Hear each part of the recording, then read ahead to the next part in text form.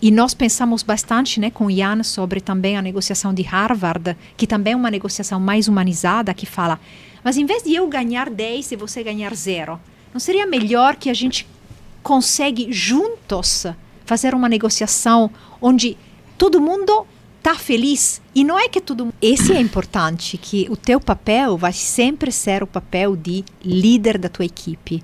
Mas você quer ser mais líder ou mais chefe? Você quer mais iluminado ou ditatorial? Porque os resultados são bem diferentes.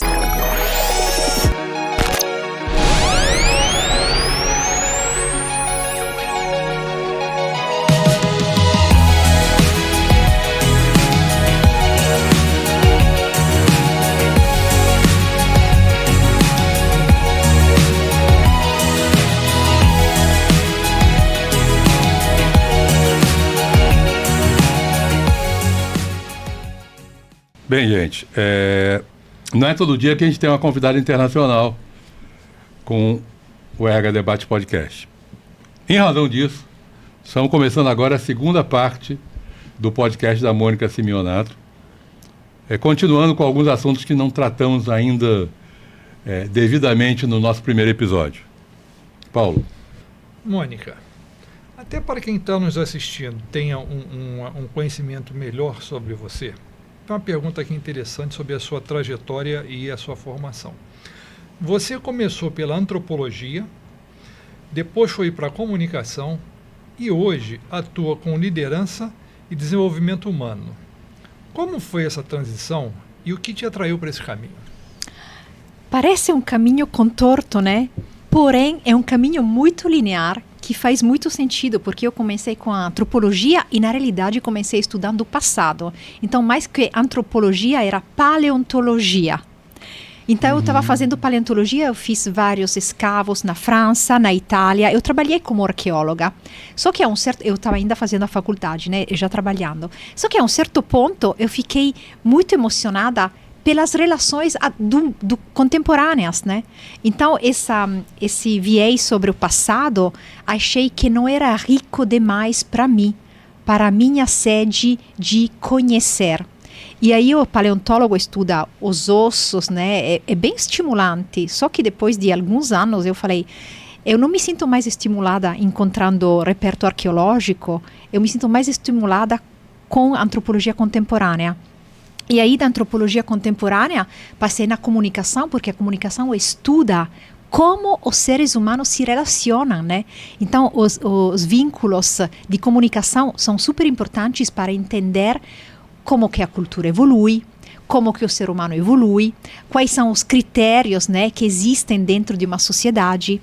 Então, foi bem linear de passar da antropologia pela comunicação e, hoje em dia, eu trabalho como desenvolvimento de liderança e isso também tem a ver com antropologia, porque eu fico com as pessoas, estudo os grupos, observo como uma etnógrafa. O que está acontecendo? Talvez durante as reuniões. Isso é muito interessante como trabalho de antropólogo. Observar o que acontece quando as pessoas se reúnem. Qual é a comunicação que passa? A comunicação verbal, a comunicação do corpo, né, a não verbal, o tom de voz, a utilização de algumas palavras-chave. Então, tem tudo a ver, antropologia, comunicação e exercício da liderança. Então, com essa explicação, é bem coerente. É porque para quem está de fora, acha que uma coisa não tem sinergia com a outra. São coisas com campos totalmente distintos, né? Interessante, mas eu gostei dessa... Com essa lupa, né? Exatamente. Observar com essa lupa. Gostei muito disso. E com essa base em antropologia, né, influencia muito o teu olhar, né, sobre liderança nas organizações, né? Então, isso ajuda bastante... esse trabalho de comportamento e liderança nas organizações, não é? Sim, Leo, e a retroação que eu tenho das pessoas que estão frequentando os percursos de desenvolvimento é que realmente é muito diferente. As pessoas me falam, Mônica, a gente fez, 5, 10 cursos de liderança e nunca a gente teve um viés antropológico como o seu, que enriquece. Porque exatamente eu te mostro o contexto, a gente vai explorar os elementos do contexto, a gente vai ver quais são as variáveis de relacionamento, de comunicação, qual é uma comunicação que constrói é uma comunicação que destrói o relacionamento. Então, realmente, com essa lupa de longe, né, de observação, eu falo com as pessoas, coloca o teu boné, a tua... Se fala em boné em português? Boné. Chapéu, boné. O teu boné de antropólogo. Eu falo, aqui está escrito cientista antropologia. Então, coloca. E eu falo para as pessoas o que você deve observar. Perfeito. Você tem informações muito interessantes em áreas como gestão da raiva, PNL e até prevenção de conflitos com a CIA, que eu até mencionei no primeiro episódio nosso, né, no episódio anterior. Conta pra gente o que dessas experiências você mais aplica hoje com líderes e equipes. Então, vou acrescentar que além dessas experiências e dessas formações que eu tenho também uma formação em trauma, com a Somatic Experiencing do Brasil, e em Trauma Tension Release Exercise, que também é uma formação que existe no Brasil. Eu fiz no Canadá, mas é super, super no mundo. Boas formações que me ajudam, porque você poderia falar exatamente essas formações, o que você aplica?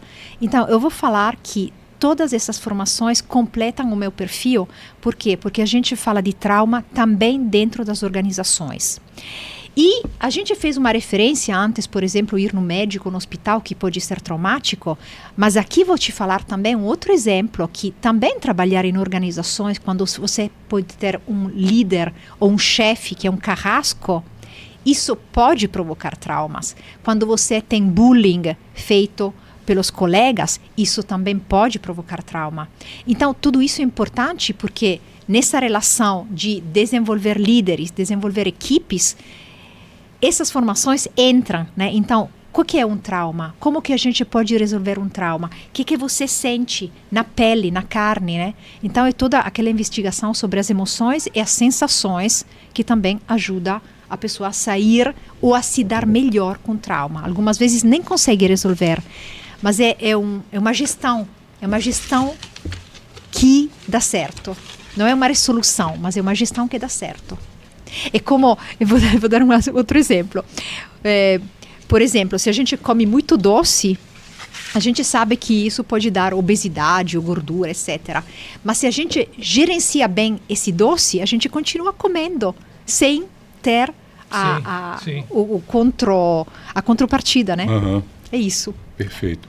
Dentre esses temas, tem um que me fascina muito, que é a gestão da raiva. E ela é uma das suas especializações, né? Considerando que a raiva, em certas doses, pode ser um motor potente para a mudança ou tomada de decisões difíceis, em que ponto a busca pelo controle emocional excessivo se torna uma anulação da vitalidade e da autenticidade, impedindo uma liderança mais crua e necessária? Léo, eu adorei essas perguntas que você pensou, né? Eu fiquei fascinada. E o segredo e a resposta está na pergunta, porque você falou o gerenciamento excessivo, né? Então, é exatamente isso.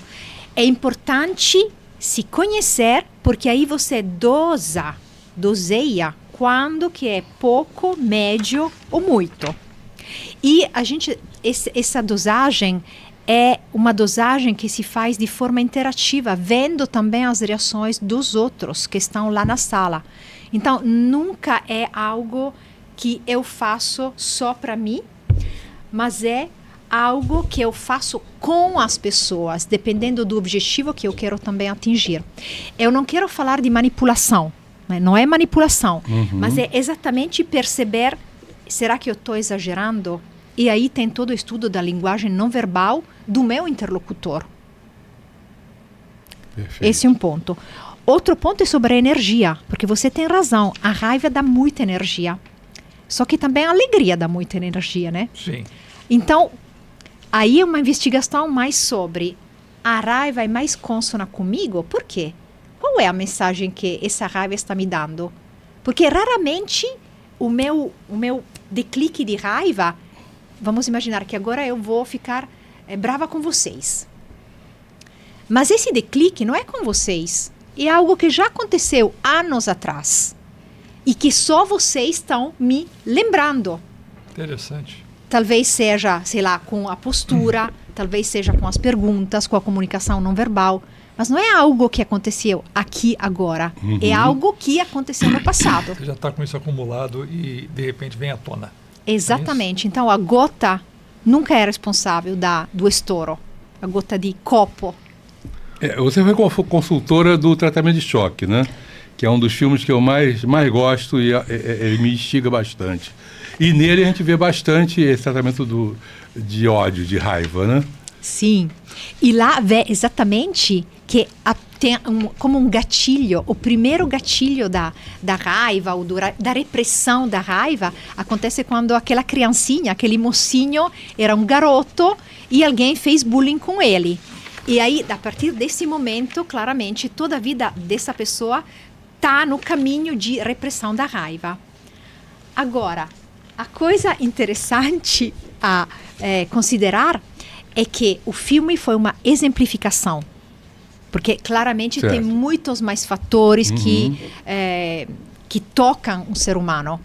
Mas o princípio científico existe. Ou seja, tem uma causa A primária que te dá como um declique muito grande. E esse declique, se a gente não conserta e não trabalha, fica tudo ao longo da vida. Eu tenho uma amiga de dança, ela tem 80 anos. Esse ano ela vai fazer 80 anos. E ela é uma mocinha maravilhosa, né?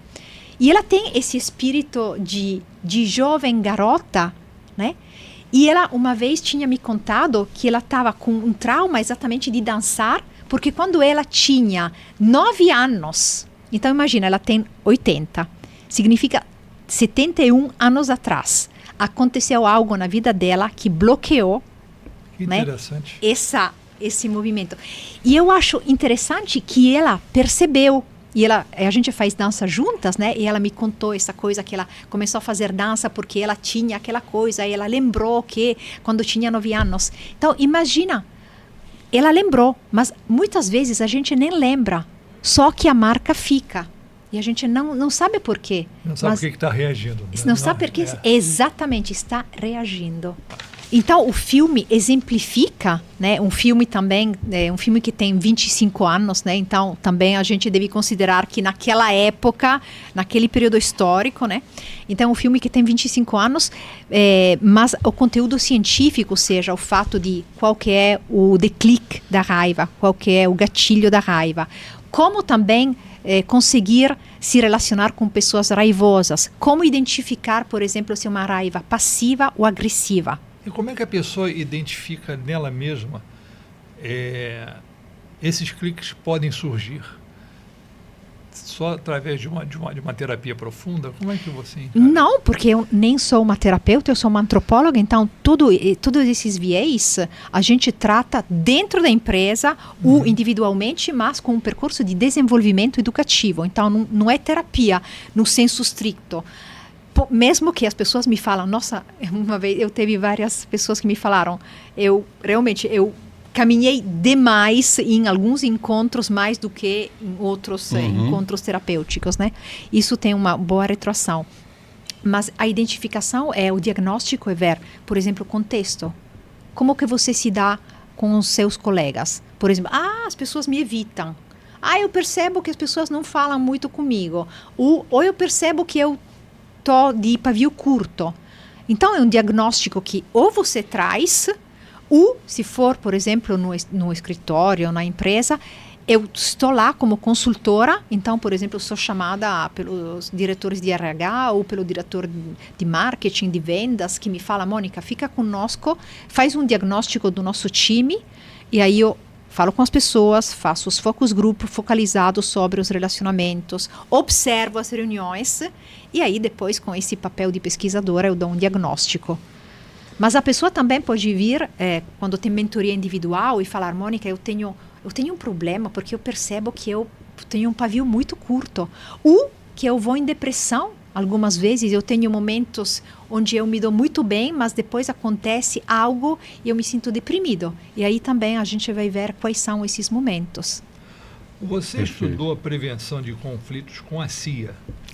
Sim. Em um mundo onde a polarização parece ser uma estratégia política e social cada vez mais eficaz. Qual é o limite da prevenção?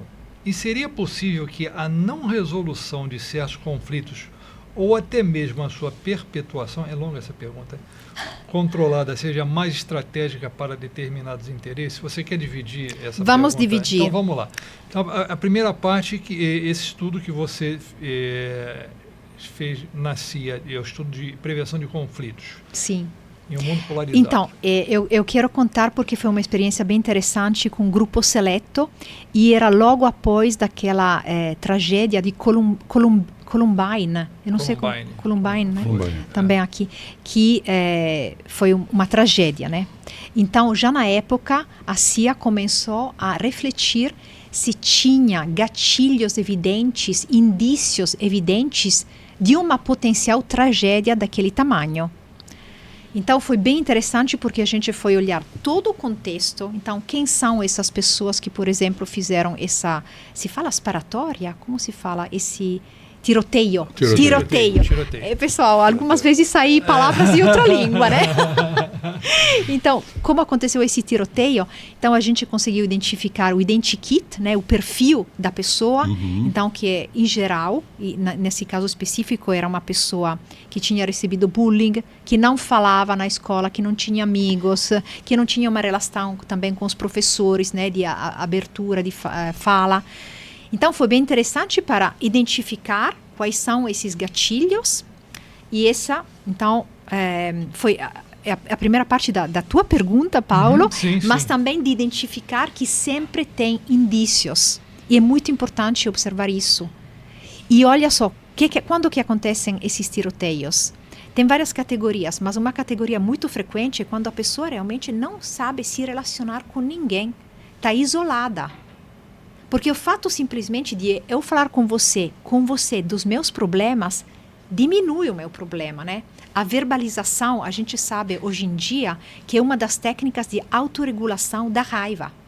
Falar com alguém do meu problema, do que está acontecendo, sem que o outro coloque flama, né? Porque, você tem razão, porque aquele cara é uma pessoa malvada. Não, uma pessoa que te escuta, você só falando, já isso autorregula a emoção, né? Como se fosse uma panela de pressão que você levanta a válvula. Exatamente. E no caso dos tiroteios, especificamente em lugar escolástico, são pessoas que não têm uma relação, um relacionamento com as outras. Essa é a primeira parte da pergunta, né? Então vamos para a segunda parte.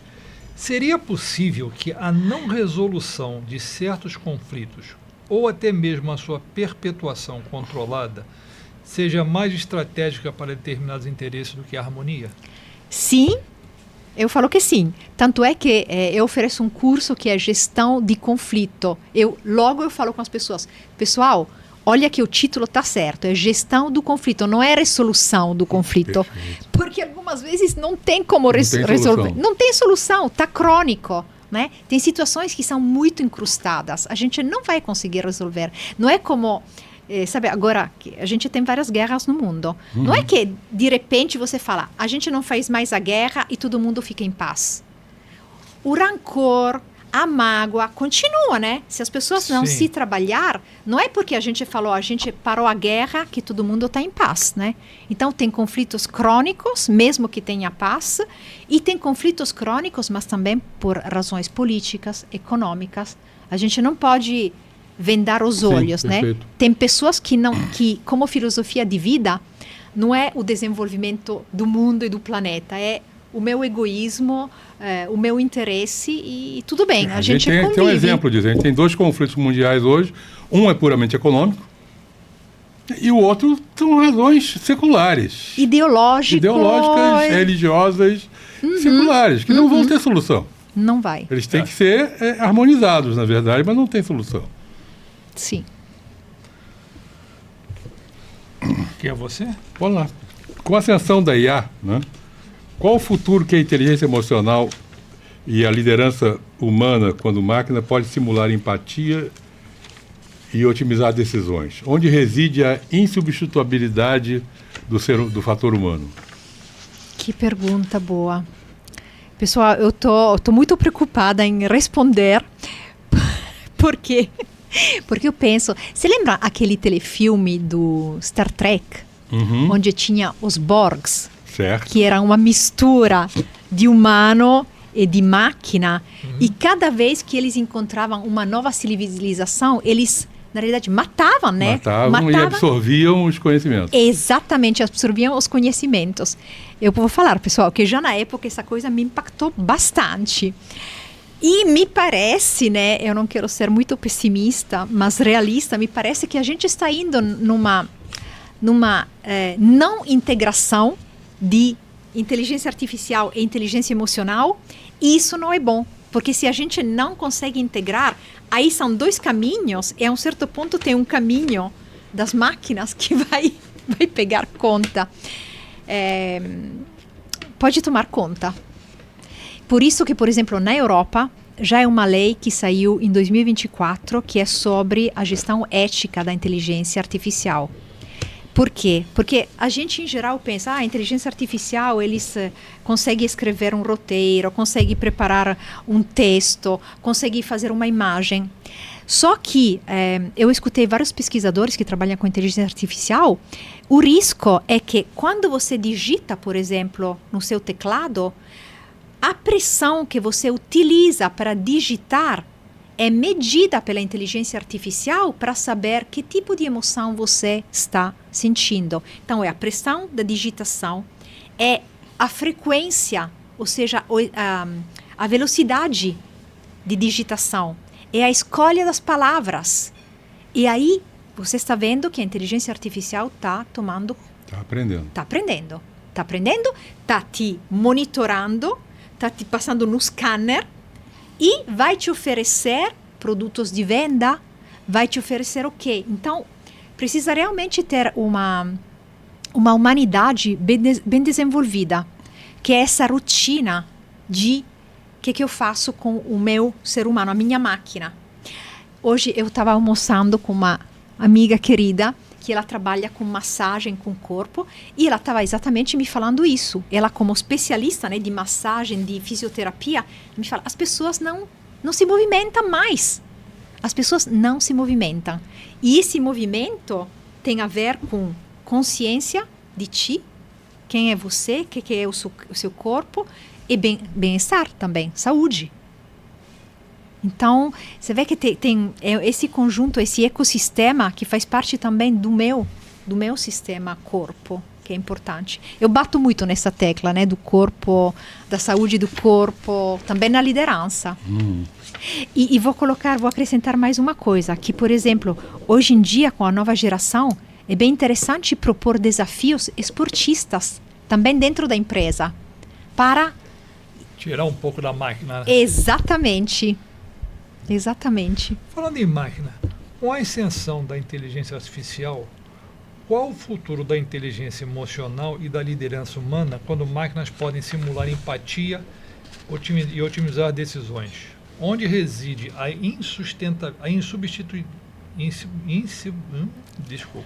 insubstituibilidade do fator humano? Olha que você é brasileiro, né? Também para você ficou difícil, né? Palavra longa, às vezes a gente...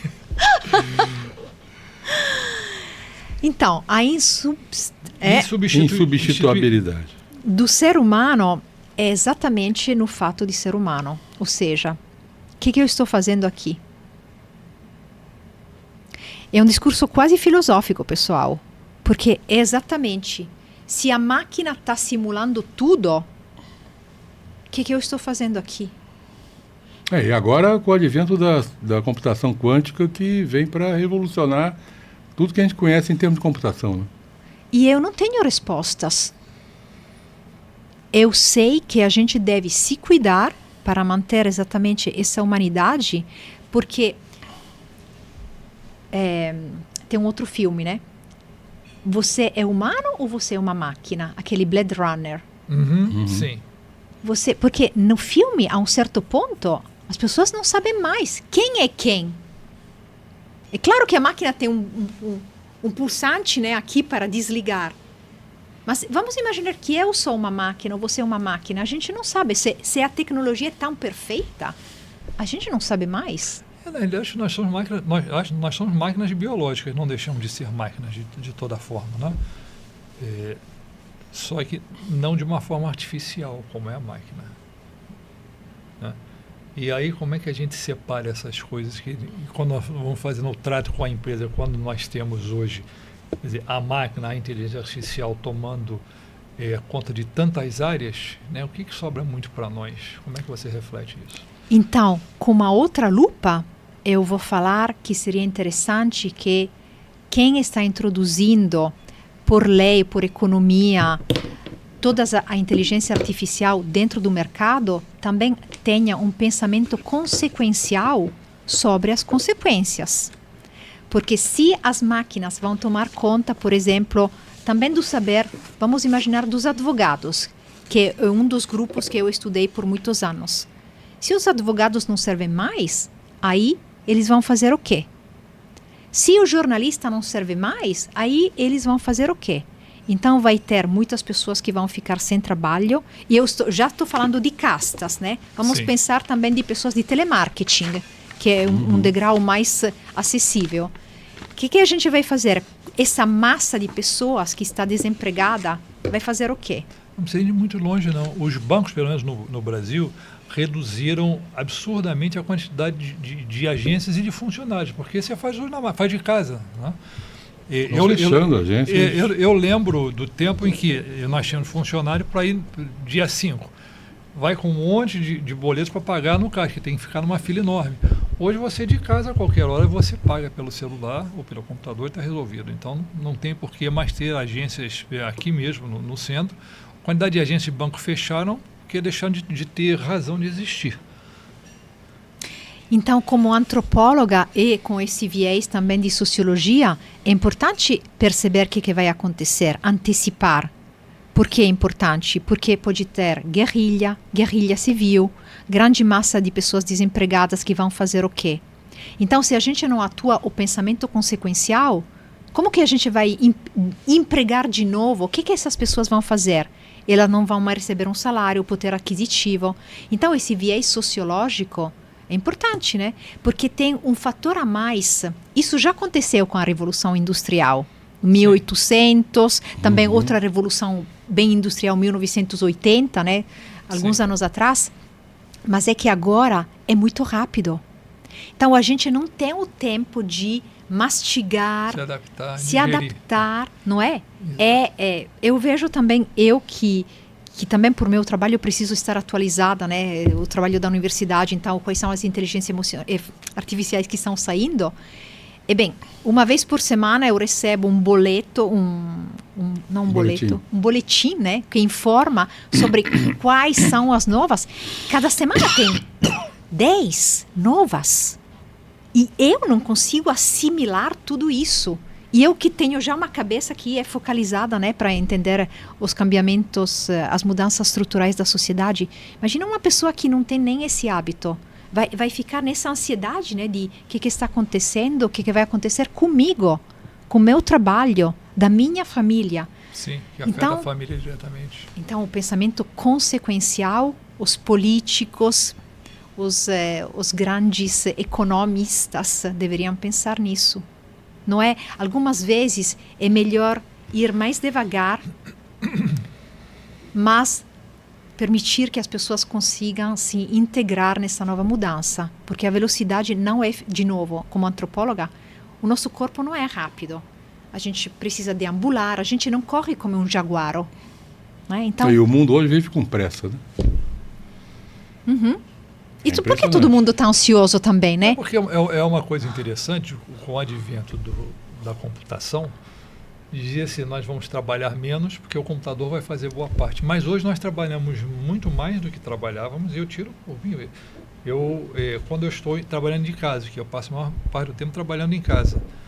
Tem dias, agora, semana passada, quando eu olhei já estava clareando o dia. Eu falei, eram 6 e pouco, eu falei, agora eu vou concluir. Eu concluí o que eu estava fazendo, eram quase 8 horas da manhã.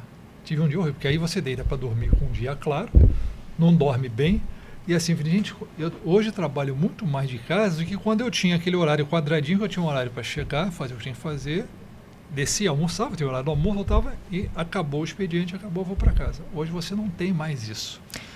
Então, você vê como que é importante ter esse olhar de longe, né? Esse olhar, eu chamo muitas vezes dessa visão helicóptero, que você vê de fora o que está acontecendo. O pensamento consequencial deveria ser aprendido desde criança. O que acontece se eu faço isso? Se eu extremizo esse mecanismo?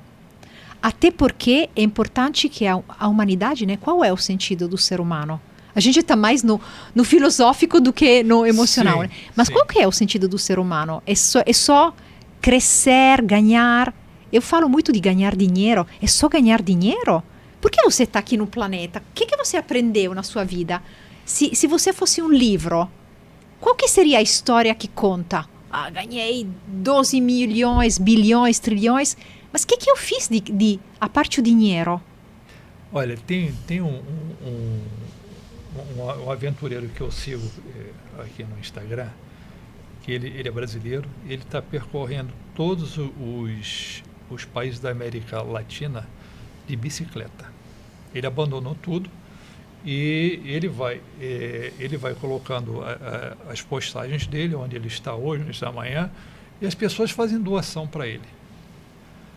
E aí eu vi uma postagem dele recente, que ele parou, parece uma semana, num determinado lugarejo, foi acolhido por um pessoal lá, ficou numa casa, porque ele dorme em barracas. Ele subiu os Andes de barraca, de bicicleta, com barraca, com tudo. E aí ele falou nessa postagem, o que eu mais estava sentindo falta é daquela vida agreste. Eu fiquei uma semana num conforto, mas o conforto não me fez mais bem. E a vida que ele leva, eu olhando as postagens, eu digo, porque eu sou ciclista, eu digo, gente, eu devia ter feito isso mais cedo na vida. Porque não há fortuna que pague o que ele está vivendo atualmente. Não há. Ele já está há 5 ou 6 meses nessa vida de estrada. É impressionante. E Paulo, você sabe que você me lembrou também uma outra coisa. Quanto que é importante estar na simplicidade. Ser simples. E eu vou fazer uma conexão também àquela coisa, né, de ganhar, ganhar, ganhar, porque foi uma conferência que eu dei alguns dias atrás, falando, se fosse só dinheiro, não teria nenhum rico que se suicida.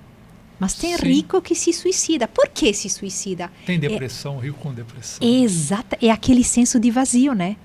Então, o vazio existe, que você tenha dinheiro, que você não tenha. Só que, muitas vezes, essa mordomia de ter tudo te deixa sem sentido. E essa é a postagem, né, da pessoa que você está seguindo, nessa vida agreste, simples, onde você tem só um pedaço de pão para comer, mas aquele pão é gostoso e você tem uma relação boa com as pessoas ao redor. Em vez de ter aquele banquete, tá rico, mas pega um pedacinho, pega um outro pedacinho, porque ao final tá sempre tão igual, tô sempre tão rainha. Essa coisa de simplicidade, eu gosto e pratico também. Simples, poucas coisas. Perfeito. Mônica, em ambientes pragmáticos, a valorização do emocional nas negociações não seria uma vulnerabilidade? Especialmente para negociadores que buscam resultados puramente objetivos? Pode. Eu me coloco mais do outro lado. Ou seja, para as pessoas que se sentem mais vulneráveis, que sentem que são algumas vezes abusadas pelas pessoas que têm mais poder, talvez de negociação, talvez de emoção. Então, por exemplo, as pessoas que são mais gentis, algumas vezes falam, puxa, Mônica, eu me sinto sempre comido, né, pelo outro, porque a pessoa é muito poderosa, muito grita, eu não consigo, né? Então, eu estou mais daquele lado para propor uma nova forma de negociação, que também saiu num livro, né, que eu escrevi com o meu colega Jan Duzer, que é sobre negotiation. Ou seja, uma nova maneira de fazer negociação, que é, de novo, se eu vou para cima de você, eu vou ganhar, então vamos falar que eu ganhei 1 e você 0. Será que esse é o modo melhor para pensar no futuro, pensamento consequencial? Será que não tem uma outra maneira? E nós pensamos bastante, né, com o Jan sobre também a negociação de Harvard, que também é uma negociação mais humanizada, que fala, mas em vez de eu ganhar 10 e você ganhar 0, não seria melhor que a gente consegue juntos fazer uma negociação onde todo mundo está feliz, e não é que todo mundo tem um compromisso, então vamos... e você quer... Temos 10, vamos fazer 5 e 5. Não, talvez tem outros aspectos para serem explorados nessa negociação. Então, não é só uma negociação que vai no número, mas é uma negociação integrativa, né? Então, vamos integrar outros aspectos para que todo mundo saia feliz dessa negociação. Então, essa é uma visão mais ampla, né, da negociação, também da sociedade. Sim. Perfeito. Com a globalização e homogeneização cultural, como preservar nuances antropológicas cruciais para a negociação e liderança sem cair em estereótipos ou superficialidade cultural? Olhar de antropólogo, chapéu e boné de antropólogo. Então, observar o comportamento antes, se preparar também, mas observar também as pessoas que estão negociando comigo. Porque aquele estereótipo, né, que, por exemplo, eu sou italiana e aí as pessoas, os italianos, e aí dá todo o estereótipo de italiano. O brasileiro, todo estereótipo. Mas tem brasileiro que não samba, tem italiano que não toma café. A maioria não samba, na então, realidade, né? E nem gosta de carnaval, boa parte. Então, esse estereótipo que sai das fronteiras e que são estereótipos, então é bom sempre ter esse olhar de antropologia.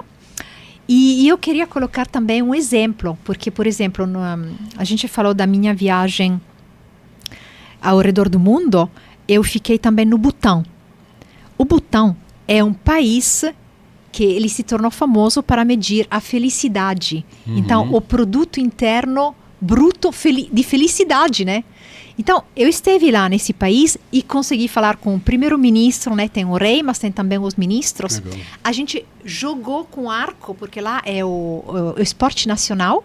As pessoas têm as roupas, que são as roupas ainda antigas, né? Do século tradicionais. E você vê que são pessoas simples. Então, primeira-ministra, o primeiro-ministro, né, falando comigo lá, sabendo que eu estava lá em versão antropóloga jornalista, a gente conversou, a gente brincou, né, com o arco, vendo como que se fazia. Então, você vê que tem alguns países que realmente têm um pensamento consequencial de o que é importante para nós, o que é importante para as pessoas, e não só para o meu, né, o meu grid, aquela coisa, é meu, eu quero. Então, é bem interessante ver que tem pessoas que já estão fazendo essa mudança. Isso me remete à minha infância, porque assim... Não no botão. Nem no botão, nem na camisa. Porque vivíamos... poucos eram os prédios, né, que não tinha muita casa, e a vizinhança toda se dava muito bem. Então, às vezes, fazia-se coisas lá em casa, e a família era grande, que era... meu pai tinha a família dele toda lá, nós fomos morar com a família dele, minha mãe quando se casou. Então, eram diversos irmãos que ele tinha, e assim, e se trocava com a vizinhança, alguém precisando de alguma coisa, fazia-se aqui para poder ajudar, e vice-versa. Então, essa familiaridade que dava ali ao bairro, era uma coisa muito interessante, é como se fosse assim, uma grande família, morando em casas diferentes, embora não fizessem parte da mesma família. Eu acho que naquela época nós éramos muito mais felizes. E vê qual que era a diferença com hoje. Hoje eu falo também com os meus filhos, a gente está vivendo melhor do que o rei do século passado. Temos água quente em casa, não deve sair fora. Comida deliciosa que você pode escolher qualquer coisa. Né? Só que, de novo, essa mordomia, vê o que aconteceu, por exemplo, com a epidemia. Roupa limpa, né? Roupa limpa, aquecimento, o ar-condicionado, não é? Exatamente. Olha o que aconteceu com a pandemia. Uma grande dor mundial, as pessoas se ajudando. As pessoas falando com as pessoas de idade. Você quer que eu vou no supermercado com a máscara? Então, as pessoas... mais jovem que vai no supermercado para ajudar as pessoas mais idosas. Na Itália, as pessoas cantando nos balcões e todo mundo ficando fora, batendo palma para o vizinho que cantava, né? Então, você vê que é importante a simplicidade. É verdade. As pessoas que têm ilusão que antigamente, segundo o que eu já li em algumas matérias, o Palácio de Versalhes tem 400 aposentos, tinha um único banheiro. Então, só para vocês entenderem como é que não era tão bom assim, não, Mônica. Quantas doenças que as Nossa pessoas Senhora. tinham. E doenças bobas, né? Que era porque não se lavava, ou porque estava com frio, né? Exato. O rei tinha piolho na peruca que ele usava, então vocês que acham que era muito bom, era lotada de piolho. Piolhos reais, não é qualquer piolho piolho. Bem grande. Bem grande, bem nutrido. Mônica, eu sou advogado por formação. Advoguei 10 anos e conheço bem a minha categoria. Me explica, como é que você consegue trabalhar com liderança para advogados? Como é que você consegue trabalhar com esse povo? O Léo. Nem eu aguento. Você me surpreendeu, eu não sabia dessa tua formação. Uau! Que legal. Então, eu vou falar que eu adoro trabalhar com os advogados. Por quê? Vou falar, se tem se tem pessoas de advocacia que estão escutando, porque as pessoas de advocacia, como você bem sabe, têm um conhecimento técnico hiper profundo, muita coisa estudada, né? Muita coisa. Só que de relação humana tem pouco conhecimento, porque ainda hoje, né? Apesar de estar em 2025, 2026, 2027, tem poucas faculdades que têm liderança para advogados, que foi um dos cursos onde eu ensinei, né? Em São Paulo, na FGV Direito. Por isso eu evoluí, de advogado eu fui para recurso humano. Você evoluiu, né? E você percebe no seu caminho quantas faltas, quantos pontos mancantes que os advogados têm, né? Então, eu gosto bastante de trabalhar com advogado porque realmente é uma tábula rasa de ferramenta de gestão de pessoas, de desenvolvimento humano. E eu gosto porque eu consigo me dar muito bem, então eu sei que tem aquela piada que é quem é mais arrogante entre o advogado e o médico, né? Tem uma piada que alguém me contou e aí me falou, porque o médico acha que é Deus. E me contaram os meus amigos advogados. E o advogado tem certeza. Essa foi uma das primeiras piadas que eles me contaram, né? Mas eu acho que tem também uma abertura. As pessoas que se aproximam, né, a essa disciplina de liderança para advogado, inteligência emocional, eles vêm talvez com o pé para trás, mas abertos. E aí depois é fácil, porque é evidente que precisa ter competências emocionais e de liderança para gerenciar um escritório, uma equipe em qualquer lugar. Um escritório, sobretudo. Mesmo que você seja o dono, isso não é mais suficiente, né? É o meu escritório. Precisa ter competências de gestão. Perfeito. E aí que é o difícil, né? Você tem que conseguir disruptar essa liderança jurídica tradicional, hierárquica, avessa à vulnerabilidade. Eles não são nem um pouco vulneráveis nunca, né? Sem alienar a base de advogado dele, né? Para que ele continue sendo advogado, né? E não se transforme num coach. Sim. Então, esse é importante, que o teu papel vai sempre ser o papel de líder da tua equipe. Mas você quer ser mais líder ou mais chefe? Você quer mais iluminado ou ditatorial? Porque os resultados são bem diferentes, né? Se eu tenho uma equipe que me sustenta, a equipe, eu não preciso puxar a equipe é responsável, sabe fazer, quer fazer. Se eu sou ditatorial, a minha equipe está lá para pegar o salário, para esperar você mandar o que ela tem que fazer. Exatamente, mas não tem proatividade. Não tem. Exatamente. Então, isso é bem diferente. Em cima disso aí, em ambientes de alta pressão, como diferenciar a competência emocional genuína de uma mera performance emocional que mascara o esgotamento e serve apenas aos interesses da empresa? A gente volta no discurso da máscara. Então, como que eu me sinto, mas também se eu observar de fora, o que eu vejo? Eu vejo relações, pessoas que interagem entre si, que brincam algumas vezes, ou eu vejo pessoas que cada um está na sua, sem interação, né? Então, precisa fazer um diagnóstico sobre isso, porque, pessoal, É um pouco, se eu tenho uma máscara e essa máscara é tão bonita, talvez você não perceba. Quem percebe sou eu. Agora, se eu tenho uma máscara bonita, mas não tem interação entre nós, eu preciso observar. Por que não tem interação? Será que as pessoas têm medo? Será que as pessoas ficam não confiando uma com a outra? Porque, por exemplo, as equipes de alta performance, a Amy Edmonton, que é uma das primeiras que fala de segurança psicológica no trabalho, ela fala, esse tipo de equipe performante que tem mais resultado, elas interagem entre si, interagem bastante. Mesmo Sim. que seja rápido. E aí, como vai? Oh, olha aqui que eu vi. Né? Então, não é um monólogo, um diálogo, mas algumas vezes você viu, Paulo, olha aqui que está escrito aqui. Então, tem uma interação. Se não tem interação, tem um sino, né, que toca. É um alerta.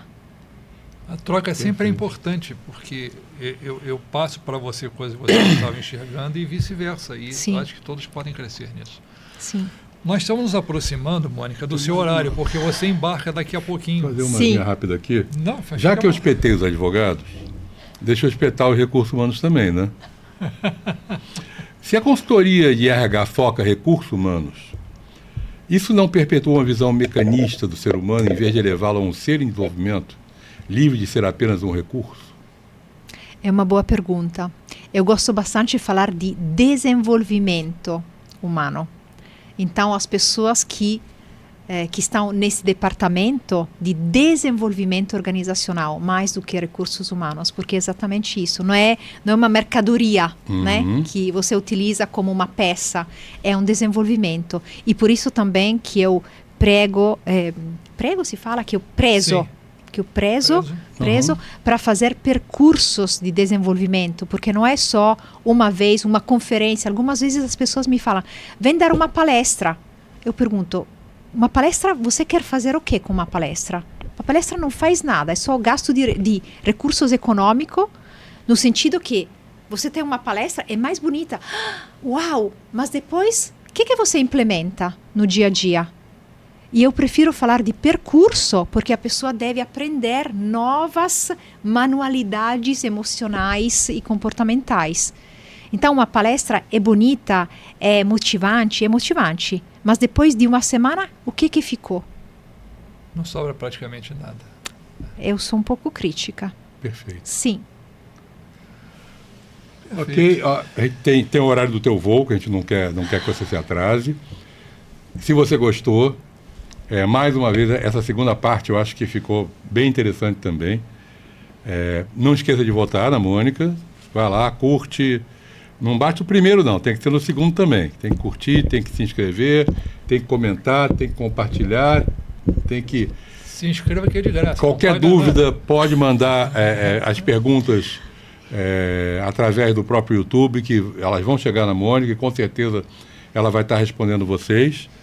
E espero que tenha sido mais um episódio do agrado de todos. A mim foi maravilhoso. E não esqueçam que todos os links da Mônica estarão em algum lugar aí, que é só vocês procurarem que vão achar os links para tudo que for Uma interessante. pausa para os nossos anunciantes? Sim, é um break agora rápido para o nosso patrocinador e para os demais que cooperam conosco. Bem, amigos, nós estamos aqui patrocinados pela Interlife. Mas eu tenho uma dúvida, Paulo. O que é a Interlife? A Interlife é um cartão benefício que ela atende uma área que as operadoras e seguradoras de plano de saúde não atendem. Ela atende a área ambulatorial, somente consultas e exames. E É praticamente um plano de saúde, de uma forma parecida, né? Exatamente, é um plano de saúde, na realidade, só que é ambulatorial. Mas não é caro, não? Não, tem um preço, até por ser ambulatorial, tem um preço muito convidativo. Inclusive, se vocês quiserem, entrem aqui no QR Code que está aqui aparecendo na nossa tela e vejam os valores. Se a sua empresa não tem caixa para bancar um plano de saúde para os seus funcionários, a Interlife é a solução. Porque vai tirar as pessoas das clínicas da família, do INSS, na parte ambulatorial, que fique bem claro isso, tá? Para ter atendimento em clínicas, em boas clínicas, por um valor bastante reduzido. Deixa eu te fazer uma pergunta. Tem muitas empresas hoje que optam por dar o plano de saúde, porque tem que dar, se não perde competitividade, só para o funcionário. Então ela poderia ter o plano de saúde para o funcionário e fechar um contrato com a Interlife para os dependentes dos funcionários? Muito bem observado, Léo. Exatamente isso. Então, se a sua empresa oferece plano de saúde para os funcionários, mas há uma demanda para que os pais desses funcionários que não estão cobertos no plano de saúde tenham algum tipo de benefício, a Interlife é a solução para isso. Porque você pode dar para os dependentes do funcionário que não participam dessa cobertura o plano Interlife. Na área ambulatorial, eles vão estar plenamente atendidos. Aí, pessoal de RH, não tem mais desculpa, né? Agora, chama o pessoal da Interlife, vai conversar e é mais um benefício legal que vocês podem estar dando para os seus funcionários. Exatamente isso. Então, Interlife, só procurar aqui no QR Code e vocês vão ver que realmente é muito bom.